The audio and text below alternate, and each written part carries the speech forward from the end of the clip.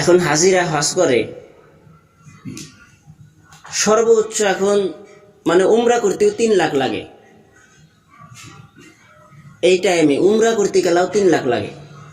আর যেটা হজ, বড় হজ যেটা, ওটার ভিতরে তো 5 লাখের ব্যাপার। কিন্তু ইন্ডিয়ার ভিতরে এখন একটা অফার দিছে যে যারা উমরা করবার নিয়ে যাব তাদের জন্য পাসপোর্ট ফ্রি পাসপোর্ট বানায় দেওয়া হবো। মানে অল্প সুযোগ দিছে এবং 3 লাখের জায়গায় 1.5 লাখ টাকা খরচ হবে। ইন্ডিয়ার মানুষের জন্য এটা অফার দিছে। সেদিনকে ঠিয়ার মাসরাই গেছিলাম গৈরাং ব্রিজ, দেখে আইলাম সাইনবোর্ড লাগাই না মসজিদের ভিতরে। ধরেন 1.5 লাখ টাকায় খরচা উমরা করতে। কিন্তু উমরা করে হাজি সাহেব যদি জিজ্ঞাসা করেন, হাজি সাহেব আপনি যে উমরা করে আইলেন কি বা কবুল হয়েছে? হাজি সাহেব কি কহাব যে আমার হজ কবুল হয়েছে, আমি উমরা যে করছি আমার উমরা কবুল হয়েছে? হাজি সাহেবের বাপেরও তো করদম নাই। কিন্তু নবী হাদিসের ভিতরে বলছে জুমার দিনে কোনো ব্যক্তি যদি ইখলাসের নিয়াতে, ইন্নামাল আমালু বিল নিয়াত, নিয়াতকে সহি কইরা আল্লাহকে খুশি রাজি করার জন্যে যদি জুমার দিনে গোসল করে, ভালো কাপড় পরিধান করে এবং মসজিদে যদি আসে এবং মসজিদে আইসা মেম্বারের কাছাকাছি বসে এবং খুতবা চলাকালীন কোনো কথা বলে না, খুতবা মনোযোগ সহকারে শোনে। দেখেন খুতবা দেওয়া ওয়াজিব, শোনা ওয়াজিব। খুতবা চলাকালীন কইছে যে কথা বলা এটা হারাম, শুধু হারাম না সাফ হারাম। আঙ্গের মসজিদের ভিতরে দেখা যায়, খালি এই মসজিদে না অনেক মসজিদের ভিতরে দেখা যায় খুতবা চলাকালীনে অনেক মানুষ কথাবার্তা বলে। খুতবা চলাকালীনে কথা বলা হারাম। এবং একজন মানুষ কথা কইতেছে একজন মানুষ, আর একজন মানুষ যদি কয় চুপ করো, কথা কয় না কেন, এটাও হারাম। এখন যদি এইটাও যদি না কয়, যদি আড্ডা ইশারা করে, মানে চুপ, আড্ডা ইশারা করলো চুপ, এইটাও হারাম। তাহলে কত বড় শক্ত হুকুম চিন্তা করে দেখি। খুতবা চলাকালীন কথা বলা হারাম, কেউ যদি বলে তাকে চুপ বলাও হারাম। কিন্তু দেখা যায় খুতবা চলাকালীন আমাদের মসজিদের ভিতরে, অনেক মসজিদের ভিতরে কথা চলে। খুতবা মনোযোগ সহকারে, খুতবা এটা আরবি ভাষাতে বলা হয় খুতবা, বাংলা ভাষায় বলা হয় বয়ান। খুতবা এটা একটা বয়ান। খুতবা যে পড়া হয় আরবি ভাষায় বলা হয়। আসলে কথা আমরা আরবি ভাষা বুঝি না, আরবি ভাষা বোঝার জ্ঞান নাই। কিন্তু এর ভিতরে কিন্তু হাদিসের কথা বলা হইতেছে, আল্লাহর হুকুমের কথা, আহকামের কথা বলা হয়, নবীর তরিকার কথা বলা হয়, কোন রাস্তায় চললে জান্নাত পাওয়া যাব এই কথা বলা হয়, ইহদিনাস সিরাতাল মুস্তাকিমের রাস্তা কোনটা এইটা বলা হয়, সিরাতাল জাহিমের রাস্তা কোনটা এইটা বলা হয়, কোন রাস্তায় চললি পরে বিনি হিসাবে জান্নাত, কোন রাস্তায় চললি পরে জাহান্নামে যাওয়া লাগবো, এইগুলোই কিন্তু খুতবার ভিতরে বলা হয়। কিন্তু আমরা ওই যে আরবি ভাষা বুঝি না। এখন যদি একজন মানুষ যদি আংরাই শহরে কয় যে কাইফা হালুকা, তা আমরা কোন যে কি কয় রে বরজাতি ভাষা, যেরকম বরজাতি ভাষা বুঝি না, যদি একজনে কয় কাইফা হালুকা, কোন যে কি কয়। কিন্তু ও আরবি ভাষায় জিজ্ঞাসা করছে যে তোমার হাল কি, তুমি ভালো আছো কি, আরবি ভাষায় জিজ্ঞাসা করছে। নাহনু বিল খাইরি, আমি ভালো আছি, বা নাহনু বিল খাইরি আলহামদুলিল্লাহ, আমি ভালো আছি, তারপরে শুকরিয়া আদায় করলাম। আরবি ভাষা তার আমরা বুঝি না। কেউ যদি কাইফা হালুকা যদি কয়, ছোট মতো দেড় খার থাকুন, কি কয় রে। হাতারাম দোস্ত বুজুর্গ, খুতবা চলাকালীন কথা বলাও হারাম, কেউ যদি বলে তাকে চুপ বলাও হারাম। ওই জন্য খুতবা চলাকালীন আমাদের মনোযোগ সহকারে খুতবা শোনা এটা উচিত। কারণ খুতবার ভিতরে নসিহত থাকে, খুতবার ভিতরে হাদিস কোরআনের কথা বলা হয়। এখন এর ভিতরে একটা কথা আসবার পারে যে আমরা বুঝি না, যে কথাটা আমরা বুঝি না। দেখেন মুরব্বীরা বলে যখন মাসিক মাসরার ভিতরে যারা সাল লাগানো আলিম আছে তাদেরকে ডাইকা মাসিক মাসরার ভিতরে কিন্তু আমরা একটা হাদিস পড়াই, হায়াতুস সাহাবা। আমরা হায়াতুস সাহাবা পড়াই। হায়াতুস সাহাবা এটা কিন্তু সব মননাই পড়া হারে। হায়াতুস সাহাবা যেটা, এটা কিন্তু সব মননাই পড়া হারে। কিন্তু স্বপ্ন না যে পড়াহারে ও পড়বার পারবো, মাদ্রাসা মাদ্রাসা পড়াইলি ছাত্রকে বুঝাইবার পারবো, কিন্তু মুবাল্লিগকে বুঝানোর, মুবাল্লিগ যারা যারা দায়ী ইলাল্লাহ, যারা দায়ী, তাদেরকে বুঝানোর এজাজত এদেরকে দেওয়া হয় নাই, কারণ এরা শর্ত পুরা করে নাই, সাল লাগাই নাই। সাল লাগানোর পরে আগের এজাজত দেওয়া হয় যে তোমরা মুবাল্লিগকেও তোমরা বুঝাও, মুবাল্লিগকেও তোমরা হায়াতুস সাহাবা পইরা শোনাও, এজাজত দিয়ে দেওয়া হয়।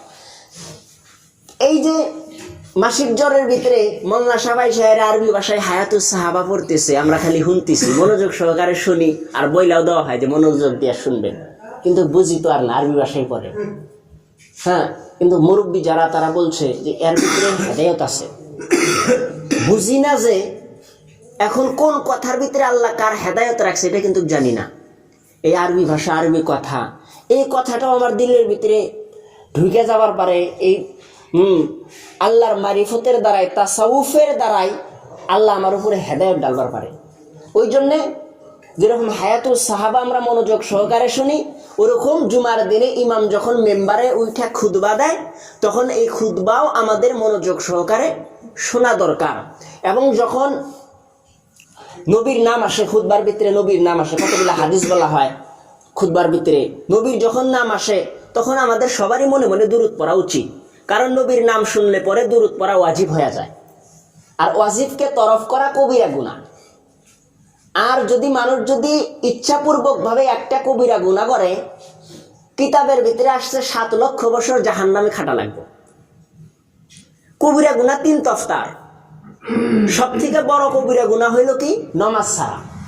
এটা সব থেকে বড় কবিরা গুনাহ। তবে হাতরম দোস্ত বুজুর্গ, ওই জন্য আমরা খুতবা মনোযোগ সহকারে শুনবো। দেখেন,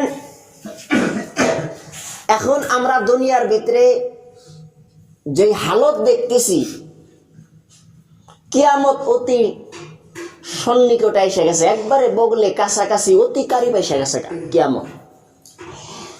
কিয়ামতের 75টা আলামতের ভিতরে কমে পক্ষে 70টা জাহির হয়ে গেছে, বড় বড় কিছু আলামত বাকি আছে। আজ দেখেন, গায়ের মুসলিম যা করে মুসলমান তাই করে। গায়ের মুসলিম যা করে মুসলমান তাই করে। গায়ের মুসলিমের বিয়ার ভিতরেও গান বাজে, মুসলমানের বিয়ার ভিতরেও গান বাজে। মাও বাপে ফির আশা করে স্বামী আমার ভালো হবো, বেটি আমার সুখে থাকবো, বউ আমার ভালো হবো, হ্যাঁ বেটা আমার সুখে থাকবো। দেখেন, স্বামী স্ত্রীর ভিতরে যদি মিল না থাকে, নবী হাদিসের ভিতরে বলছে সেই বাড়িটা তো জাহান্নামের একটা টুকরা, যেই বাড়িতে স্বামী স্ত্রীর ভিতরে মিল নাই। কারণ নবী হাদিসের ভিতরে বলছে যে স্বামী স্ত্রী উভয় হাত এবং চোখ সমতুল্য। স্বামী স্ত্রীর সম্পর্ক এমন সম্পর্ক, চোখ এবং হাত। দেখবেন, হাতে যদি দুঃখ পায় চোখ দিয়ে কিন্তু পানি পড়ে, আর চোখ দিয়ে যদি পানি পড়ে হাত দিয়ে কিন্তু মুছে দেওয়া হয়। তো স্বামী স্ত্রীর সম্পর্ক এরকম সম্পর্ক, এরকম সম্পর্ক। স্বামী চোখের মতন, স্ত্রী হাতের মতন। চোখ দিয়ে পানি ঝরলে হাত দিয়ে মুছা দেওয়া হয়, হাতে ব্যথা পাইলে চোখে পানি ঝরে। কিন্তু আজ স্বামী স্ত্রীর ভিতরে মিল নাই, প্রথমেই হারাম দিয়া শুরু করা হয় যায়। বিয়ের ভিতরেই হারাম, বিয়ের ভিতরেই হারাম। যে বিয়েটাকে নবী বলছেন নিকাহ মিন সুন্নাতি ফামান রাদিবা আলান সুন্নাত, নবী বলছেন নিকাহ করা আমার সুন্নাত, আর যে নিকাহকে পছন্দ করে না সে আমার উম্মত না। নিকাহ মানে বিয়া। এত সুন্দর একটা সম্পর্ক নবী হাদিসের ভিতরে বলছে স্বামী স্ত্রীর সম্পর্ক মানে জান্নাতের সম্পর্ক। কিন্তু আজ স্বামী স্ত্রীর ভিতরে মিল নাই, আমারও নাই, আপনারও নাই, কেউরই নাই। কারণ হইলো একটাই, আমরা হারাম দিয়া কাম শুরু করি। বিয়ার ভিতরে গান বাজনা, যে গান বাজনাকে নবী হাদিসের ভিতরে বলছে শয়তানের আজান। আমাদের আজান মসজিদে দেওয়া হয়, যেটা আল্লাহর ধ্বনি, আল্লাহর ধ্বনি, ওটা মসজিদের ভিতরে আমরা দিই, আল্লাহ বড়, আল্লাহ বড়, সাক্ষী দিতেছি ফির। তুমি হাজারন দোস্ত বুজুর্গ, আর শয়তানের আজান হইল গান। আমরা বিয়ার ভিতরে শয়তানের আজান দিয়ে আমরা বিয়া শুরু করি, আর সেই বিয়ার ভিতরে ফিরে আমরা খাইর চাই, বরকত চাই, সুখ চাই। তুমি হাজারন দোস্ত বুজুর্গ, এগুলো আমাদের বাদ দেওয়া লাগবে, এগুলো আমাদের বাদ দেওয়া লাগবে। মুসলমানের যে হিসাবে চলা ওই হিসাবে আমাদের চলা লাগবো। আজ মুসলমান 2 দিন গেল ঘুমি পারা হারলাম না, বাপরে বাপ গান বাজে আঙ্গেরম মারা, হাই রে হাই গানের কি ডিল। তোমার হাতের দোস্ত বুজুর্গ, হিন্দুরা বাজায় তো বাজায়, মুসলমানও বাজায়, তো ওরা বাজাবো, আগের একটা টাইম আইছে, বিহু আইছে, ওরা বাজাবই, তো ওদের বিহু আইছে, 11 বিহু, মুসলমানেরও বিহু আইছে। আফসোস হয় মানুষ কিভাবে নিজেকে ইমানদার বলে দাবি করে, মুসলমান বলে দাবি করে, হারামের উপরে চলাফেরা করে, রাত্রে বাড়ি বাড়ি যায় চাল তোলে, কি একটা গান কয়, চাল তোলে, হোলা টোলা বাংলো, পয়সা গেল, কি কি জানি কয়। তোমার হাতে দোস্ত বুজুর্গ, এই হইল মুসলমানের হালত, এই মুসলমানের হালত।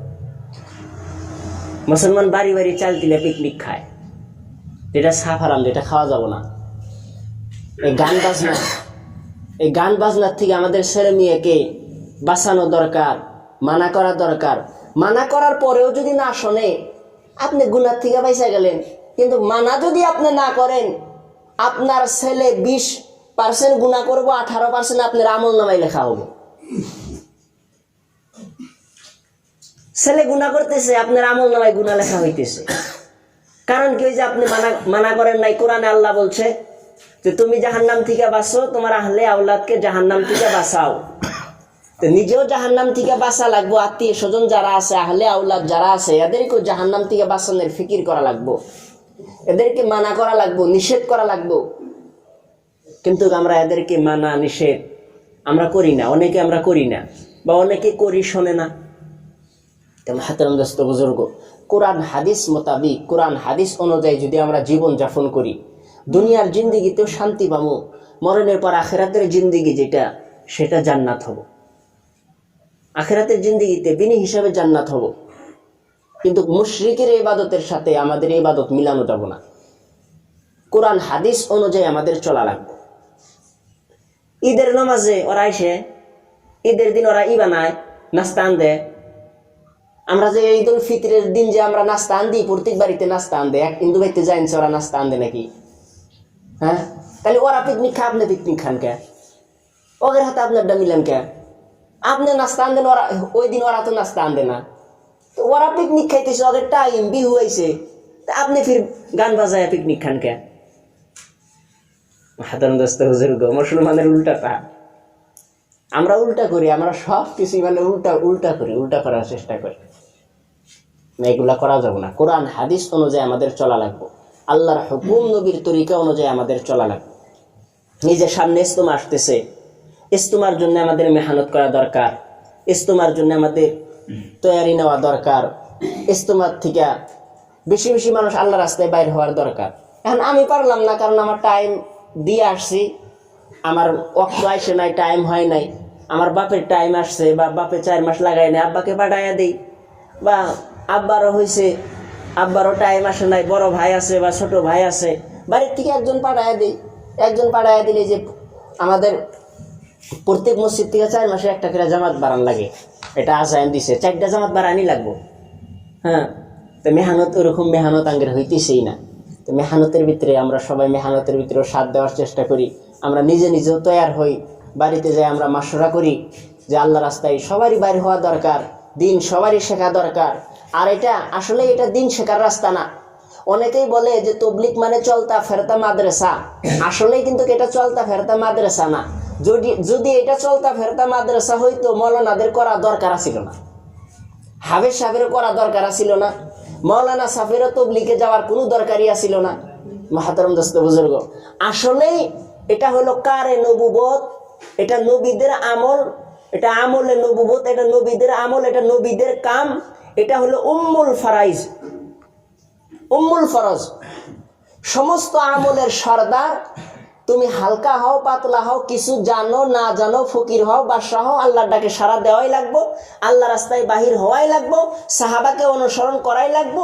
আর সাহাবাদের ভিতরে 3টা দল আছিল, ওই 3টা দলের এক দলে থাকাই লাগবো। 3য় নাম্বার দল হইল সময়কে 3 ভাগ করে 1 ভাগ আল্লাহকে দিছে, ওই হিসাবে তোমার সময়কে 3 ভাগ করে 1 ভাগ আল্লাহকে দেওয়া লাগবো। বছরকে 3 ভাগ করলি পরে বছরে 4 মাস আল্লাহকে দেওয়া লাগবে, এটা দেওয়াই লাগবো। কারণ ইমান নিয়ে আমার কবরে যাওয়া লাগবে। যদি ইমান নিয়ে কবরে যাবার না পারি, আও হুফুরাতিন মিন হুফুরারিন নার, কবর জাহান্নামের গর্ত হব। আর যদি ইমান নিয়ে কবরে যাই, আল কুবুরু রাউজাতুল রিয়াজাতিল জান্নাহ, কবর জান্নাতের টুকরা হব। মরণের টাইমে আমার কালিমা নসিব করা লাগবে, ইমান নিয়ে আমার কবরে যাওয়া লাগবে। আর ইমান নিয়ে যদি কবরে যাবার চাই, আল্লাহ রাস্তায় জান মাল সময় এগুলা নিয়ে আল্লাহ রাস্তায় বাহির হয় লাগবে, হয় লাগবো, চাহে তুমি জানো চাহে তুমি না জানো। কিন্তু মাশাআল্লাহ এই রাস্তায় বাড়াইলে গেলা শেখাও যায়। আসলে এটা শেখার রাস্তা না, এটা মেহনতের রাস্তা, কিন্তু এই রাস্তায় বাড়াইলে শেখাও যায়, শেখাও যায়। এই রাস্তায় বাড়াইলে বলে আমলের ভিতরে খুশুখুশিয়াত আসে, খুশুখুশিয়াত আসে। যেই মৌলানা মাদ্রাসা পড়ছে আল্লাহ রাস্তায় টাইম লাগা নাই, হেই মৌলানার নমাজ দেখেন। আর যেই মৌলানা আল্লাহ রাস্তায় টাইম লাগাইছে সেই মৌলানার নমাজ দেখেন। যেই মৌলানা টাইম লাগা নাই ও নমাজ পড়তে গেলে নিয়াত বান্ধে দিয়ে বাবা করবো, পাওয়ায় বাবা করবো। আর যেই মৌলানা টাইম লাগাইছে ওই মৌলানা বাবা করবো না। কারণ এই রাস্তায় বাড়াইলে আমলের ভিতরে খুশুখুশিয়াত আসে। এই রাস্তায় সবারই বাইরে হওয়া দরকার, তো বাইরেও ইনশাল্লাহ নাকি। আর আমরা সবাই ইনশাল্লাহ মসজিদে আসার চেষ্টা করবো, সবাই মসজিদের ভিতরে আসবো ইনশাল্লাহ। আর 3 দিনের জন্য ইনশাল্লাহ কেরা কেরা তৈরি আছেন কোন? একজন হইলো, আমি তৈরি আছি, আরো কোন? 3 জন, আরো 4 জন, আরো